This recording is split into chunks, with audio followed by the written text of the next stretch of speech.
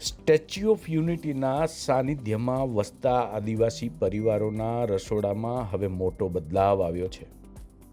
ગરુડેશ્વર તાલુકાના 1000 પરિવારો રસોઈ ગેસ બાબતે આત્મનિર્ભર બનવા તરફ આગળ વધી રહ્યા છે. પ્રશાસન દ્વારા મિશન મોડ પર શરૂ કરાયેલી આ કામગીરી અંતર્ગત અત્યાર સુધી 665 જેટલા ઘરોમાં બાયોગેસ પ્લાન્ટ સક્સેસફુલી કાર્યરત કરી દેવાયા છે. બાયોગેસ આવ્યો એનાથી અમને રાહત મળે છે. 5 જણનું જમવાનું પણ સારી રીતે બની જાય છે. બહુ સરસ યોજના છે સાહેબ, અને સરકાર પણ સારી છે. અને હા, આવી યોજના હોવી જોઈએ. કેમ કે આ હે ને અમારા ઘરમાંથી બહેનોને બહુ તકલીફ હતી ચૂલા ફૂંકવાના. તદુપરાંત ખેતીનું કામ કર્યા પછી લાકડા શોધવા પડતા હતા. એ લાકડા શોધવાનું પણ મટી ગયું. નર્મદા જિલ્લાના 89 ગામોમાંથી પરંપરાગત ચૂલાના ધુમાડા હવે ગાયબ થઈ રહ્યા છે. સરકારના બાયોગેસ પ્લાન્ટના પ્રયોગથી સ્થાનિક મહિલાઓને લાકડાના ઝેરી ધુમાડાથી થતા આંખો અને ફેફસાના રોગોથી મોટી રાહત મળશે. પ્રશાસનનો ટાર્ગેટ છે કે બાકી બચેલા 335 પ્લાન્ટ પણ વહેલી તકે પૂર્ણ કરવામાં આવે.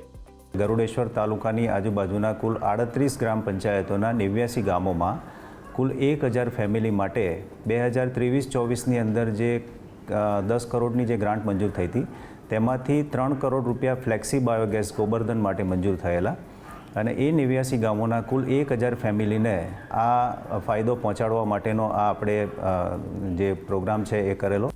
ગોબરગેસ પ્લાન્ટને કારણે અહીંના આદિવાસીઓને જે સૌથી મોટો ફાયદો છે તે એ છે કે ફક્ત 3 પશુ ધરાવતા પરિવારો પણ માત્ર 50 કિલો છાણનો ઉપયોગ કરી રોજના 2 ઘન મીટર ગેસ ફ્રી મેળવી રહ્યા છે.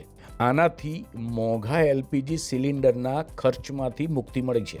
સાથે જ પ્લાન્ટમાંથી નીકળતી સ્લરી ઓર્ગેનિક ખેતી માટે બેસ્ટ કુદરતી ખાતર સાબિત થઈ રહી છે.